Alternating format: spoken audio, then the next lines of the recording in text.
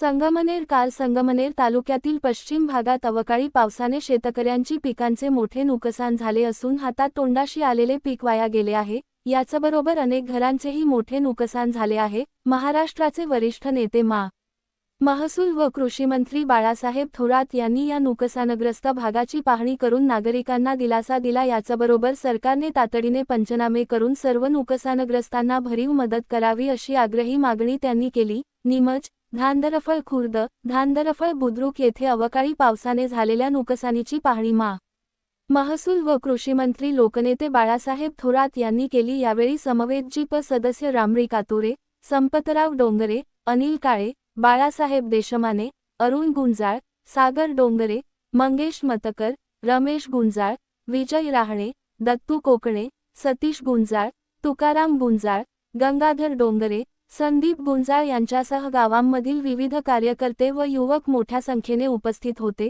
यावेळी कृषी मंत्री बाळासाहेब थोरात यांनी सर्व नुकसानग्रस्त शेतकऱ्यांच्या पिकाची पाहणी केली। याचबरोबर पडझड झालेल्या घरांची पाहणी केली। यावेळी बोलताना माजी मंत्री बाळासाहेब थोरात म्हणाले की भारत हा कृषीप्रधान देश आहे, मात्र शेतकरी हा कायम संकटात आहे।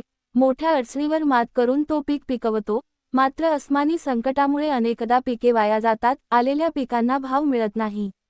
अवकाळी पावसाने हातात तोंडाशी आलेले पीक वाया गेले आहे। यामुळे अनेक शेतकऱ्यांचे मोठे नुकसान झाले आहे। याचबरोबर जोरदार वादळामुळे अनेक घरांची पडझड झाली आहे, जनावरांचे गोठे पडले आहेत। या भागात डाळिंब, कांदा, मका याचबरोबर उभे असलेले सर्व पिके वाया गेले असून या सर्व नुकसानीचे तातडीने पंचनामे करून सर्व शेतकरी व बाधित नागरिकांना त्वरित भरीव मदत मिळावी अशी मागणी त्यांनी केली।